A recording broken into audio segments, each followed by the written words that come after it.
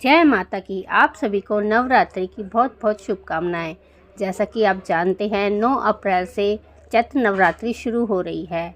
इस दौरान बहुत से लोग पूरे 9 के 9 व्रत रखते हैं माता रानी के, और बहुत से लोग जोड़ा रखते हैं, यानी कि शुरू का और आखिरी का व्रत रखते हैं। तो व्रत में यह बड़ी कन्फ्यूज़न रहती है कि हमें व्रत के दौरान क्या खाना चाहिए, क्या नहीं खाना चाहिए, और हमें किस समय खाना चाहिए, दिन में कितनी बार खाएं, खाना कौन से तेल में बनाना चाहिए, कौन से तेल में नहीं बनाना चाहिए। इन सारी बातों पर आज हम बात करेंगे। तो चलिए वीडियो को शुरू करते हैं। तो चलिए सबसे पहले तो हम ये जान लेते हैं कि व्रत में हमें कौन कौन सी चीज़ें जो होती हैं वो नहीं खानी चाहिए। नवरात्रि में देखिए, अगर आप व्रत रख रहे हैं या नहीं भी रख रहे हैं तो भी हमें नवरात्रि में लहसुन प्याज नहीं खाना चाहिए। मांस, अंडा, चिकन वगैरह ये सब भी हमें नहीं खाना चाहिए। अगर आपके घर में लहसुन प्याज का खाना बनता है तो आप कोशिश करें कि 9 दिन आप लहसुन प्याज का खाना ना बनाएं, सीधा सात्विक खाना बनाएं। उसमें भी टेस्ट आ जाता है और 9 दिन कैसे बीत जाते हैं आपको पता भी नहीं चलेगा। तो चलिए अब बात कर लेते हैं कि हमें व्रत में, अगर हम व्रत रख रहे हैं तो हम उसमें क्या क्या खा सकते हैं। व्रत में देखिए, आप कोई भी फल खा सकते हैं, दूध ले सकते हैं, खीर खा सकते हैं। खीर आप चावल की नहीं खा सकते, इसमें आप ड्राई फ्रूट्स की या मखाने की खीर खा सकते हैं, साबूदाने की खीर खा सकते हैं, या फिर व्रत वाले जो चावल होते हैं उनकी खीर भी आप खा सकते हैं। इसके अलावा आप पंजीरी, गोले की पंजीरी, ड्राई फ्रूट्स की पंजीरी वगैरह ये सब भी आप खा सकते हैं। पनीर खा सकते हैं। दूध, दही, लस्सी, चिप्स, पापड़ या फिर व्रत का जो भी सामान मिलता है, हम कुट्टू खाते हैं। इसमें अन्न नहीं खाया जाता है, चावल, दाल, आटा वगैरह ये नहीं खाते, इसमें कुट्टू खाते हैं। व्रत वाले चावल खाते हैं, और नमक भी इसमें सेंधा नमक खाया जाता है। जो ये नमक होता है वो नमक भी हम इसमें नहीं खाते। चलिए अब हम देखते हैं व्रत वाले खाने में हम कौन कौन से मसाले यूज़ कर सकते हैं। व्रत वाले खाने में आप एक सेंधा नमक, जैसे कि मैंने बताया कि सेंधा नमक का यूज़ किया जाता है। इसमें डेली वाला जो नमक होता है वो नमक नहीं खाते हैं। न काली मिर्च खा सकते हैं आप, हरा धनिया, हरी मिर्च वगैरह ये आप खा सकते हैं। और जो धनिया पाउडर होता है वो भी अगर आपका साफ़ है, अन्न के हाथ नहीं लगे हुए हैं, तो धनिया पाउडर का भी अगर आप चाहें तो यूज़ कर सकते हैं, लेकिन वो बिल्कुल साफ़ सुथरा होना चाहिए, अन्न के हाथ उसमें नहीं लगे होने चाहिए। तो चलिए अब बात कर लेते हैं कि हम कौन से तेल में खाना बनाना चाहिए व्रत वाला।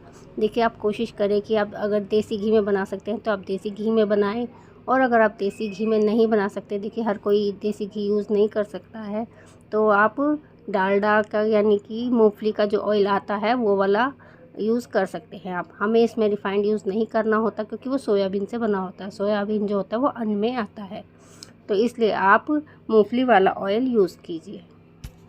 तो आप मूंगफली का ऑयल या देसी घी यूज़ कर सकते हैं। चलिए अब बात कर लेते हैं कि व्रत में किस समय हमें खाना चाहिए और कितनी बार खाना चाहिए। व्रत में देखिए, आप नहाने पूजा करने के बाद जैसे हम डेली में नाश्ता करते हैं, आप या तो उस समय खा सकते हैं। आप एक टाइम बना लीजिए, जब भी आप अपना घर के रोज़ के डेली के सुबह के काम से फ्री हों, पूजा पाठ करने के बाद फ्री हों, उस वक्त समय आप चाय के साथ कुछ भी ले सकते हैं। मूंगफली, रोस्टेड मूंगफली, बादाम, मखाने, ये इस तरह की चीज़ें ले सकते हैं आप। चिप्स, पापड़ वगैरह, या फिर आलू भी बना के खा सकते हैं व्रत वाले, उसमें काली मिर्च, नमक डाल के वो भी आप बना सकते हैं। बहुत से लोग होते हैं जो नमक एक ही बार खाना पसंद करते हैं, तो आप देख लीजिए आप किस तरह से खाते हैं। नमक बहुत से 2 बार भी खा लेते हैं, 1 बार भी खाते हैं। जैसे आपको सही लगे आप उस तरह से खा सकते हैं। और इसके बाद आप चाहे तो शाम के, जैसे हम 4 बजे के करीब चाय वगैरह लेते हैं, उस टाइम भी खा सकते हैं। और अगर आप एक बार खाना चाहते हैं तो आप दिन में, यानी दोपहर में 2-2:30 बजे के करीब जो लंच टाइम होता है, आप उस टाइम ले सकते हैं। सुबह शाम आप चाय ले सकते हैं, और दोपहर में जैसे आप कोई फल खा लिया, या मखाने, रोस्टेड खीर वगैरह, इस पंजीरी वगैरह, ये सब आप दिन में ले सकते हैं। जिस तरह आपको ठीक लगे आप उस तरह से अपना समय बना लीजिए, सुबह, शाम या दोपहर। तो आप अगर पूरे 9 के दिन 9 व्रत रख रहे हैं तो आप इस तरह समय बना लेंगे, तो आपको उसी टाइम पर भूख लगेगी, उसी टाइम आप थोड़ा बहुत कुछ ले सकते हैं। ये नहीं कि बार बार हर आधे घंटे में, हर 1 घंटे में आप कुछ कुछ खा रहे हैं। तो इस तरह सारा दिन मुँह झूठा करना सही नहीं रहता है। तो आप 1 या 2 समय बनाइए, जिस समय आपको ठीक लगे वो खा सके।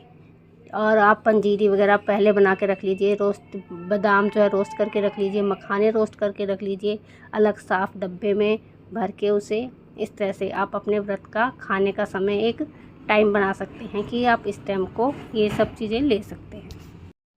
और रही बाज़ार की बात, बहुत से लोग बाज़ार से मिठाई वगैरह खा लेते हैं। देखिए मिठाइयों में आजकल मिलावट भी होती है, मैदा भी पड़ा होता है, तो आप कोशिश करें बाज़ार की मिठाई वगैरह ना खाएं।